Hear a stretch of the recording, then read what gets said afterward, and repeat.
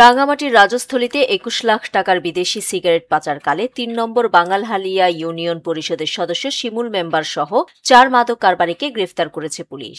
আজ রবিবার মধ্যরাতে উপজেলার ১ নম্বর ঘিলাছড়ি ইউনিয়নের মিতিঙ্গাছড়ি এলাকায় অভিযান চালিয়ে তাদের গ্রেফতার করা হয়।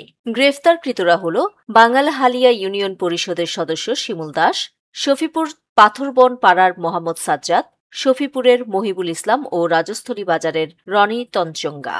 জানা গেছে, রাজস্থলীর মিতিঙ্গাছড়ি সেনা ক্যাম্পের জেসিও মিজানুর রহমানের নেতৃত্বে অভিযান পরিচালনা করা হয়। এ সময় আসামি শিমুল মেম্বারের ব্যবহৃত গাড়ি তল্লাশি করে বিদেশি সিগারেট জব্দ করা হয়। একই সাথে ৪ জনকে গ্রেফতার করা হয়। আরও জানা যায়, গ্রেফতারকৃতরা দীর্ঘদিন ধরে মাদক কারবারির সাথে জড়িত এবং তারা সীমান্তবর্তী জুরাছড়ি উপজেলা থেকে এসব ভারতীয় পণ্য সরকারি শুল্ক ফাঁকি দিয়ে অবৈধভাবে ক্রয় করে রাঙ্গুনিয়া, সফরভাটা, শিকলসহ বিভিন্ন এলাকায় বিক্রি করে আসছে। জব্দ করা বিদেশি সিগারেটের মধ্যে রয়েছে ৮ কার্টন ওরিস, ১০ কার্টন পেট্রন ও ৫ কার্টন বেনসন।